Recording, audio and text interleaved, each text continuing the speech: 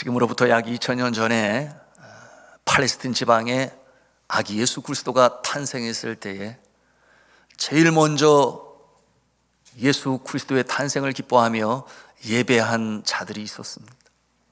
먼저는 하나님께서 창조하신 영적 창조물의 세계, 바로 하늘의 허다한 천군들이 천사들과 함께 예수 그리스도의 이 땅에 강림하심을 함께 기뻐하며 찬송하며 예배했어요. 지극히 높은 곳에서는 하나님께 영광이에요. 땅에서는 하나님이 기뻐하시는 사람들 중에 평화로다 찬송했습니다. 그런가 하면은 이 땅에 살아가고 있는 사람들 중에는 그날 밤에 광야에서 양떼를 돌보던 이 목자들에게 천사들이 소식을 전하여 주어서 그들이 또한 이 마국간에 태어나신 아기 예수를 아련하고 방문하여 예배하였습니다.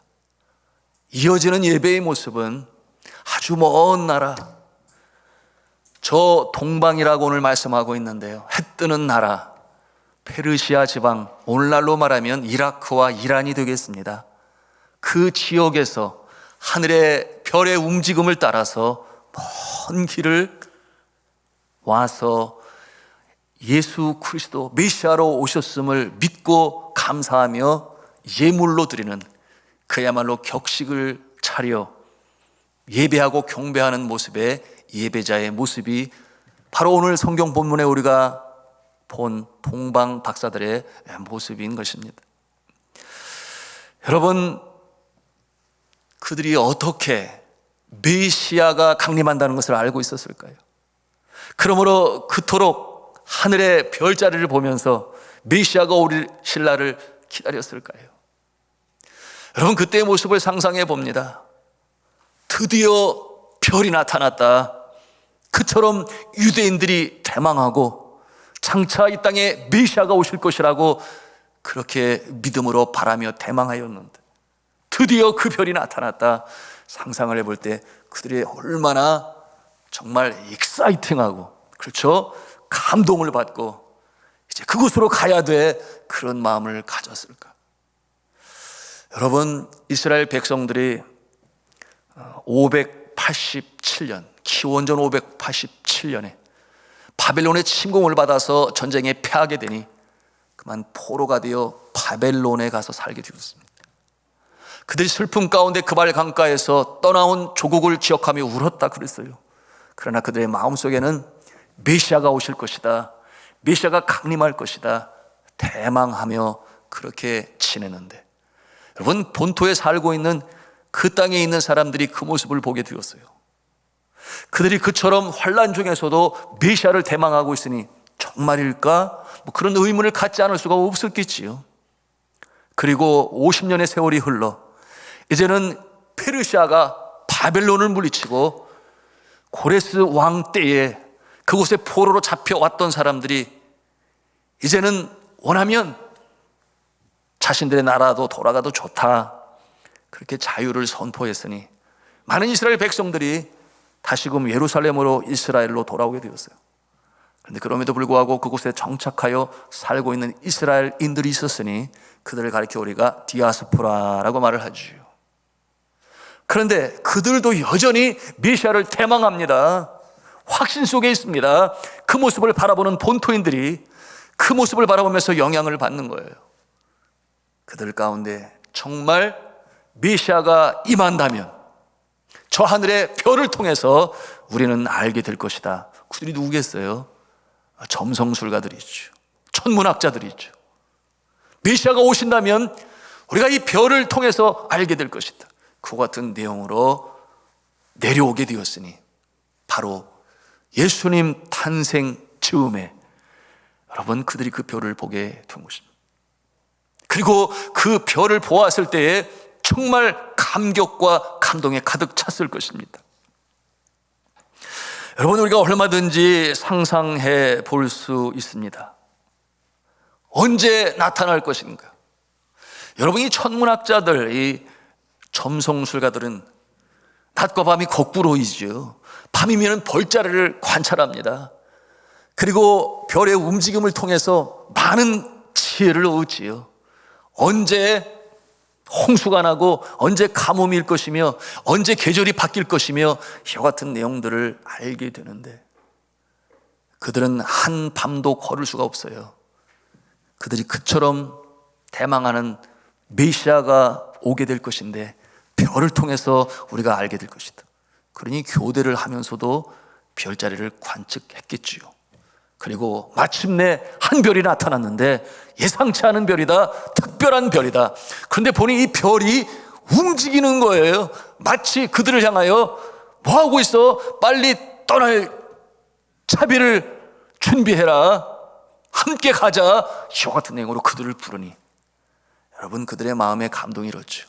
그래서 결국 여장을 꾸리고 그 먼 곳으로 떠나게 되는데, 여러분이 이 점성술가들에게 있어서는 역사에 한 번 목격할 만한 메시아의 강림이니 그것이 그들의 마음에 감동이 되었고, 그런가 하면은 평생에 한 번 있을까 말까한 그와 같은 상황이 되니 그래, 가서 봐야 돼, 가서 메시아를 만나야 하지, 이와 같은 마음을 가지고 출발하게 되었던 것이에요. 그런데 여러분, 이 거리가 얼마나 먼 거리인지, 여러분, 그 바벨론 땅, 오늘날의 이란, 이라크, 그랬어요. 그리고 이 이스라엘 베들레헴입니다. 그 거리가 1600km나 돼요. 1600km. 서울 부산 간에 4배 이상 되는 것 아니겠습니까? 그 먼 길을 향해서 가는데 그 당시에 교통수단이 낙타였어요. 사막을 건너고 들을 건너서 가는 날들이, 여러분, 그 당시의 상황으로 계산해 볼 때 약 3개월이 걸린다 그랬어요. 굉장히 긴 날, 그 길이 평탄하지 않아요. 모험입니다. 그럼에도 불구하고 얼마나 그 마음에 간절했으면 결코 놓칠 수가 없다, 이런 마음을 가졌으니 그 길을 가게 된 것입니다. 여러분, 이와 같은 내용을 들을 때 머리가 빨리게 회전하는 우리 청년들이나 또 성도님들은, 그러면 예수님께서 탄생하신 날 그 별이 그들에게 보여진 것이 아니라, 그렇지 않겠어요? 최소한 예수님이 탄생하시기 3개월 전에, 그렇죠? 3개월 전에 이미 하나님께서는 그들에게 별을 보이셔서 출발하게 하시고 3개월 뒤에 베들레헴에 와서 예수님을 아련하고 경배하고 예배하게 되었으니, 그렇구나, 그랬었구나. 그런데 어떻게 그럴 수가 있을까? 의아해하지 않을 수가 없어요. 여러분, 어떻게 기호 같은 일이 가능하겠습니까? 바로 하나님께서 이 시간의 소유주여 시간의 창조주가 되시기 때문에 이 시간의 주님이신 하나님께서 이를 이루시는 것이니, 여러분, 대단히 신비하고 놀랍지 않아요? 하나님의 이 시계가 한치의 착오도 없이 마치 시계 속에 이 기호가 돌아가듯이 착각 착각 착각 착각 틀림이 없이 그날을 맞이하게 한 것이니 참으로 놀랍지 않을 수가 없어요. 여러분, 우리 하나님은 시간의 창조주시고 시간의 소유주가 되시며 시간의 주관자가 되시는 줄로 믿으시길 바랍니다. 여러분, 태초 이전에 온 세상이 혼돈하고 공허하며 흑암이 깊음 위에 있었다 그랬어요. 그 상황에서는 이 시간도, 시간의 흐름도 없었습니다. 하나님께서 제일 먼저 무엇을 창조하셨어요? 빛을 창조하셨어요. 그때 하나님께서 시간도 놓아 흘러가게 하셨습니다. 빛과 더불어 시간도 움직이기 시작했던 것입니다. 참 신비하죠. 우리가 어떻게 그것을 알 수 있겠습니까? 성경에 주신 말씀을 통해서 우리가 알지요. 여러분, 성경 창세기를 보면은 영원한 어둠 속에 처음으로 빛이 창조되었고, 그리고 나서 흘러가기 시작한 시간과 함께 빛과 어둠이 교차되기 시작하였습니다. 빛과 어둠이 교차되는 한 주기를 하나님께서 한 날이라 그렇게 정하셨어요. 그리고 그 한 날의 시간을 정하셨으니 24시간으로 그렇게 정했습니다. 그러므로 하루는 24시간이에요. 이와 같은 모습으로 오늘도 우리가 이 한 날을 24시간으로 이 한 주기를 가지고 살아가고 있는 것입니다. 이에 대한 성경 말씀이 창세기 1장 4절부터 5절에 있는데요, 우리가 찾아가 함께 읽기를 원합니다. 같이 읽겠습니다. 시작. 빛이 하나님이 보시기에 좋았더라.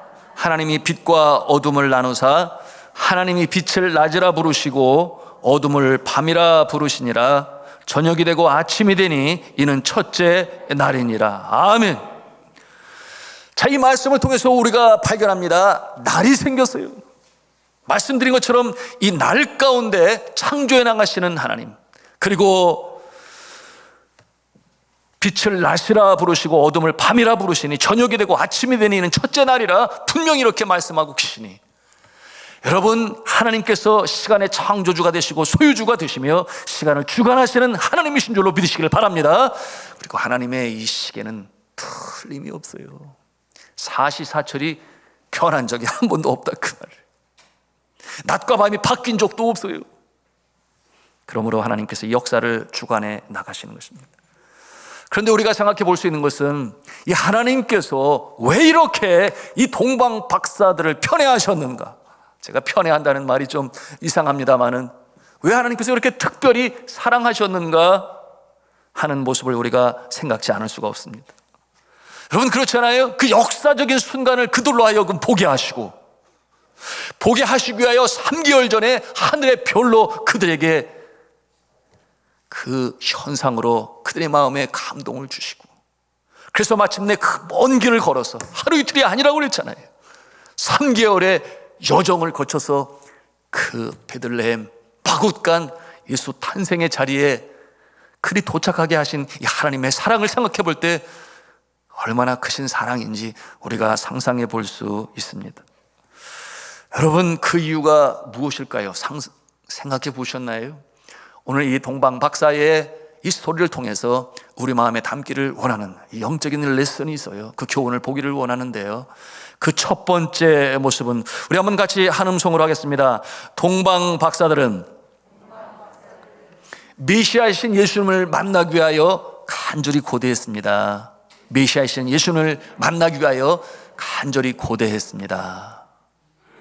구주를 만나기 위하여 간절한 마음이 그들 가운데 있었습니다.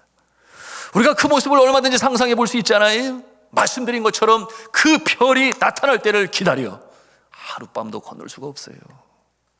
놓치지 않기 위하여 교대로 살폈을 것입니다. 그리고 마침내 그 별이 나타나게 되니 그들의 마음에 감동이 일었고, 가야 돼, 가서 메시아이신 구주를 만나야 돼, 그와 같은 마음을 갖게 되니 그 먼 길을, 그 어려운 길을 담대한 마음을 가지고 출발할 수 있었던 것입니다.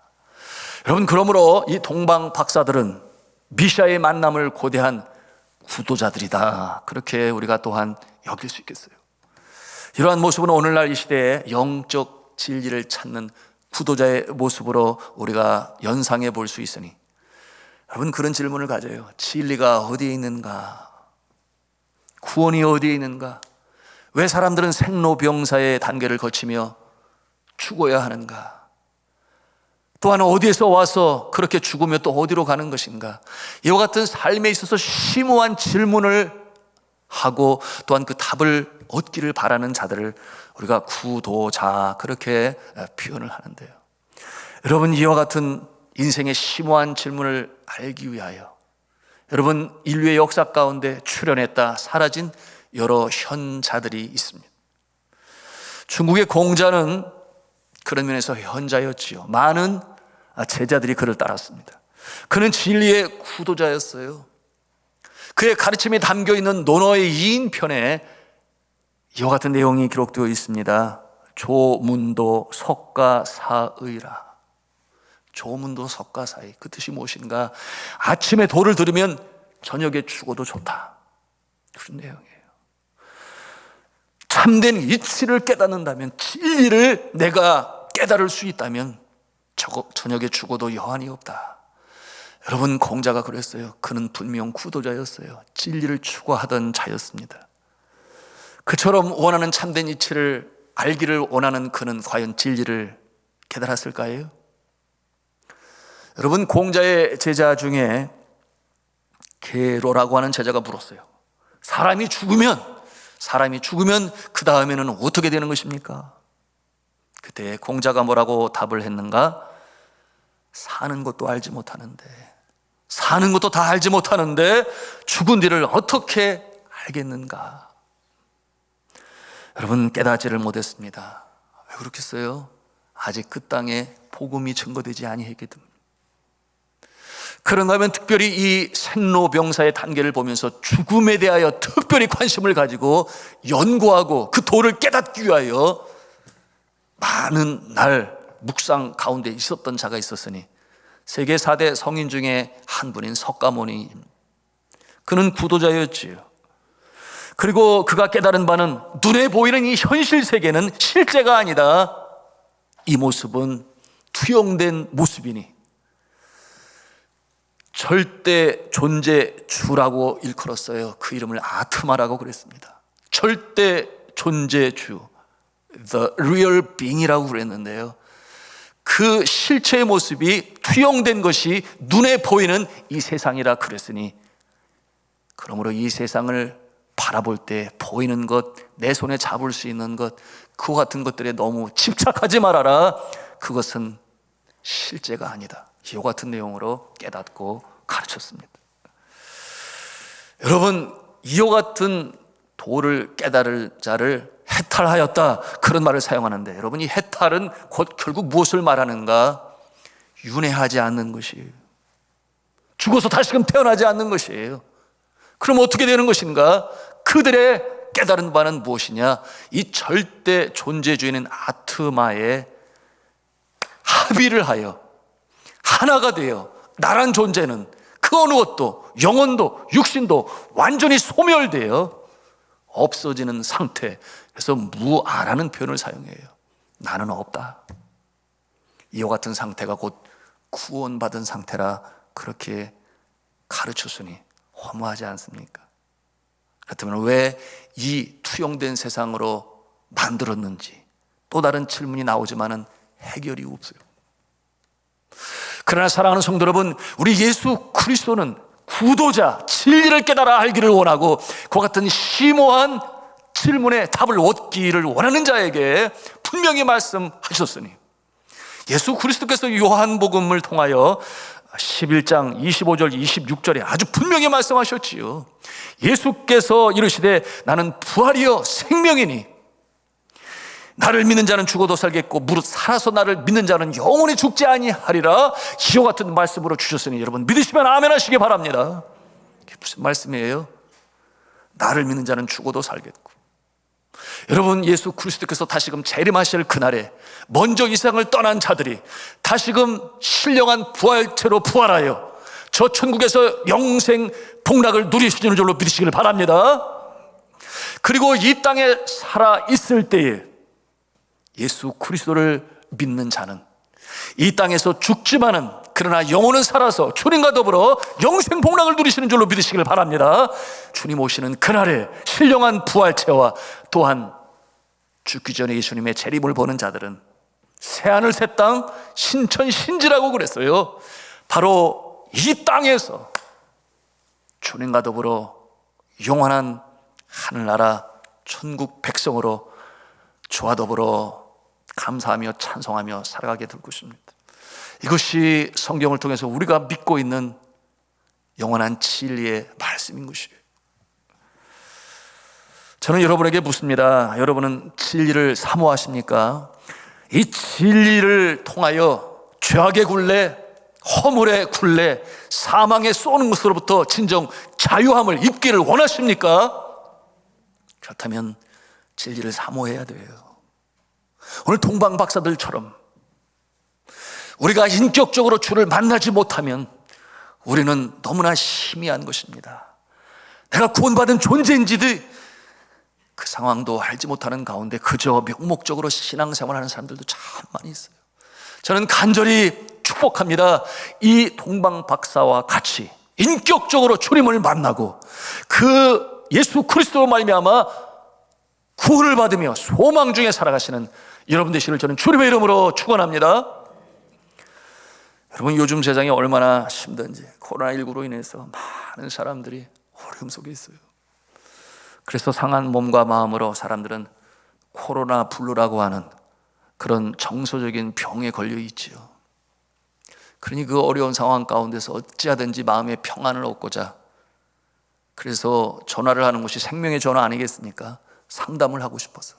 근데 얼마나 많은 사람들이 접속을 하는지, 너무나 답답하고 힘드니까 이 상황 가운데서 자유함을 입고 싶은데 너무나 많이 접속을 하니 전화도 잘 되지 않는다는 그런 소식을 제가 들었어요.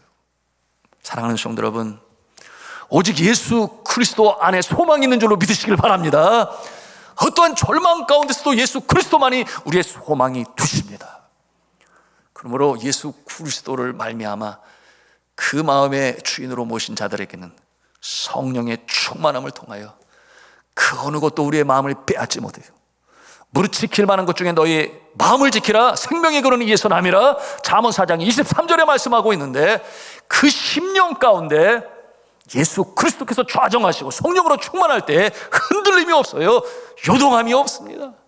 그러므로 믿음의 사람들은 이 평안을 가지고, 평강을 가지고 어려움 속에 있는 자들에게 위로하고 격려하고 또한 전화를 해서 함께 힘냅시다, 그처럼 나눠줄 수 있는 자가 되어야 하겠습니다. 여러분, 이 코로나19가 우리를 힘들게 하지만, 그러나 그 심령 가운데 말씀드린 것처럼 성령 충만한 자는, 여러분 그 결과가 어떻게 나타날 것 같아요? 세상 사람들이 흔히 말하는 면역성이 충만해서 하나님이 특별히 지켜보았으니, 여러분 같은 자리에 분명히 같이 있었음에도 불구하고 이 감염 당하지 않는 자들이 있어요. 여러분, 하나님의 능력은 우리의 상상을 초월하니 우리 심령 가운데 계신 성령께서는 영원히 찰 때까지 범사가 찰 때고 강건하게 하시니, 여러분이 어려운 때에 주님 주는 면역성을 가지고 승리해 나가시는 저와 여러분 되시를 주님의 이름으로 축원합니다. 동방 박사들을 통해 배우는 영적 교훈 두 번째 모습은 우리 한음성으로 하겠습니다. 메시아 되신 주께 전심으로 경배하고 예배하는 것입니다. 메시아 되신 주께 전심으로 경배하고 예배하는 것입니다. 누가 그랬어요? 동방 박사들이 그랬어요. 우리가 그 모습을 보는 거예요. 먼 길을 오면서 메시아를 만난다고 하니 그들의 마음에 왕을 아련하는 것처럼 그들이 황금과 유황과 모략을 준비했어요. 황금과 유황과 모략, 그 당시에도 왕에게나 드릴 수 있는 너무나 귀하고 소중한 것을 그들은 준비하게 되었으니, 여러분 황금은 그때나 지금이나 아주 귀한 것으로 여기지요. 변하지 않는 질을 갖고 있는 금속 아니겠습니까? 변하지 않으니 영혼을 상징하는 심볼이 되었는데요, 황금은 그 당시에도 왕에게 드리는 최고의 예물이었습니다. 무슨 말씀이겠어요? 예수 그리스도는 왕 중에 왕임을 믿었던 그들이 그렇게 황금을 준비한 것이에요. 그런가 하면 두 번째로는 유황을 준비하였다 그랬습니다. 여러분, 이 유황은 무엇인가? 아라비아에서 자라나는 그 나무의 송진, 그런데 그 송진에는 아주 특별한 향기가 있어요. 그래서 아주 귀히 여기는 것이 바로 이 유향이었습니다.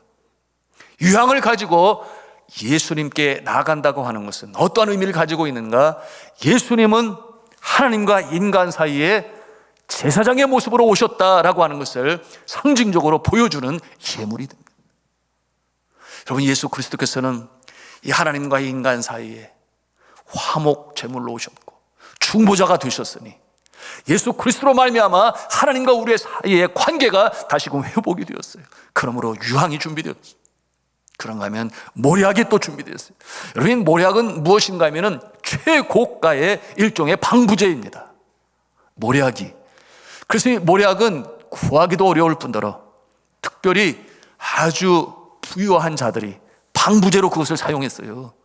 그리고 이 시체를 염할 때에 썩지 않도록 하는 일에도 이 모략을 사용하였어요. 그러므로 모략은 어떠한 상징을 가지고 있는가? 바로 예수 그리스도가 선지자 되심을 인정하여 드리는 상징성을 가지고 있는 예물이 되었습니다. 왜 그런가? 선지자는 이 고난의 예표가 됩니다. 여러분, 구약성에 나타난 선지자들이 하나같이, 세례요한도 마찬가지예요. 예레미야와 이사야도 마찬가지예요. 예수 그리스도는 어떠하십니까? 예수 그리스도도 선지자의 직분으로 이 땅에 오셨으니, 여러분, 예수 그리스도는 서번트 킹이라고 부르죠. 섬김의 왕의 모습이셨으니, 여러분, 예수 그리스도는 이런 말씀을 하셨어요. 나는 선한 목자라. 선한 목자는 양들을 위하여 목숨을 내어놓는다. 그렇게 표현을 하셨습니다. 십자가에 친히 달리셨어. 우리의 억만 가지 죄악을 다 용서하시는 일에 제물 되셨으니, 바로 이 고난받는 종 선지자의 모습이기에 이 모략을 그 동방 박사들을 통하여 예물로 드릴 수 있도록 하나님께서 이미 그렇게 역사하셨던 것이에요. 사랑하는 성도 여러분, 우리가 이 땅에 강림하신 예수 그리스도 구원자로 믿고 환영하며 늘 감사한 마음으로 우리가 주를 경배하며 예배하여야 하겠습니다. 그것이 동방박사를 통해서 우리가 배우는 것이에요. 우리가 찬송 중에 그런 찬송을 부르지 않아요? 늘 울어도 못 갚을 줄 알아 몸밖에 드릴 것 없어 이 몸 바칩니다. 그런 찬송 우리가 불러요. 여러분, 몸을 바치는 것은 바칠 헌자에 몸신자를 사용해서 헌신이라는 말을 사용하는데, 여러분, 이 헌신이라고 하는 것은 말로만 드리는 것이 아니에요. 나의 시간, 나의 물질, 나의 건강, 나의 몸, 나의 것처럼 여기는 것을 우리가 주님의 영광을 위하여 드릴 때에 하나님께서 기뻐하시고 우리 인생을 주님께서 복된 인생으로 만드시는 줄로 믿으시길 바랍니다. 그러면 우리가 드리는 것으로 인하여 먼저는 하나님의 영광이 나타나니, 어떠한 영광이겠어요? 땅끝까지 복음이 증거되는 일에 굿뉴스로 오늘도 인생이 어디서 와서 어디로 가는지 알지를 못해 캄캄한 밤바다에 유리하는 뱀처럼 목적지를 알지를 못해 복음으로 증거하는 일에 우리의 드림이 쓰임을 받고, 그런가 하면 우리가 드리는 것으로 인하여 어렵고 힘들고 삶이 무거운 그와 같은 자들에게 사랑으로 증거되지 않나요? 이와 같은 모습을 통하여 우리는 주님께 드리지만, 그러나 그 물질과 우리의 재능과 우리의 시간은 주의 영광이 나타나게 되는 것이니, 여러분, 이 대강절에 우리 교회가 하나님 사랑, 이웃 사랑, 사랑의 봉사단과 농어촌 또 선교부를 통해서 지난주에는 우리 교회가 후원하는 9개 교회에 선물 박스를 만들어서 그 내용들을 제가 보니 전부 귀하고 또한 받는 사람의 마음을 기쁘게 하는 내용입니다. 여러분, 얼마나 저들이 감사했을까요? 농어촌 교회 자녀들은 다 떠나고, 그러나 사명이 있으니 그곳에서 목회 감당하는 그분들이 그것을 받고서 벌써 감사 소식이 오고 있어요. 감사합니다. 정말 격려가 됩니다. 이런 내용으로 그들에게 위로하고 격려하니 감사하고, 그런가 하면은 또 이번 주에 한다고 그러죠. 그 떡국떡과 또 이 사골 그 고아서 낸 그 뭐라 그래요? 즙이라고 해야 되나? 사골죽이라 국물, 그걸 또 팩으로 된 거를 또 40가정 우리의 이웃들에게 나눠준다고 그러니 감사하지요. 왜 감사합니까? 나눌 수 있어서 감사하죠. 나눌 것이 있어서 감사한 것 아니겠습니까? 그러면 어제는 우리 키즈클럽에서 어린 아이들이 이 안양촌 뚝방촌에 가서 나누기로 했는데, 너무 날씨가 갑자기 추워져가지고 못했는데, 바라기는 성탄절에 그 내용들이 성탄 카드부터 시작해서, 그래서 그날에 그들에게 나눠주면 그들의 마음에 감사가 일지 않겠네. 그런가 하면 우리 당회에서는 저 선교지, 그렇잖아요. 언어가 다르고 늘 나그네 이방인의 모습으로 살아가는 우리 선교사님들, 우리가 파송한 선교사들에게 우리 당회 재정부에서는 성탄 상여금으로, 보너스로 또 그들에게 보내어 격려하니, 여러분, 받을 때 얼마나 큰 격려가 되고 도움이 되는 줄 몰라요.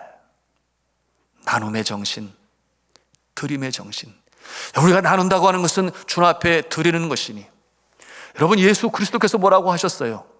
지극히 작은 자에게 한 것이 곧 나에게 한 것이라 그렇게 말씀했으니, 여러분이 나눔에 있어서도 순서가 있음을 우리가 보아요. 첫째는 더욱 믿음의 가정들에게 할지니라 그랬어요. 믿음의 가정들, 우리 교회 안에 어렵고 힘든 자들을 나누는 것은 너무나 마땅하고 당연한 것이요.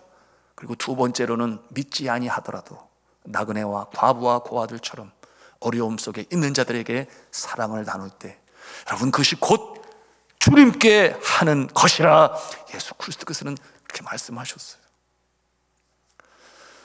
성탄절이 되면은 매년 저에게 찾아오셔서, 이번에도 찾아오셔서 적지 않아요. 300만 원을 저에게 맡기시면서 어렵고 힘든 자들에게 나눠주세요. 그래서 제가 어렵고 힘든 자들에게 나누고 있습니다. 특별히 이번에는 주의 종들 가운데, 그렇죠, 개척교회 성도가 얼마 안 되니 투잡으로 뛰면서 공사판에 나가서도 일을 하면서 그 사명 감당하는 여 같은 분들하고 주로 나누는 가운데 있습니다만, 여러분, 이와 같은 나눔의 정신은 분명 주님 기뻐하시는 모습이요, 이와 같은 모든 일들이 어떻게 진행되겠습니까? 바로 여러분의 드림을 통하여, 주님 앞에 드림을 통하여 우리가 여러 곳에 나누며 사랑을 나누는 것이니, 바로 그 모습이 오늘 동방 박사가 주님 앞에 나아갈 때에 이처럼 최고의 것으로 준비하여 드릴 때에 나타나는 것이니, 여러분, 이 모습으로 주를 경배하고 섬기시기를 주님의 이름으로 축복합니다.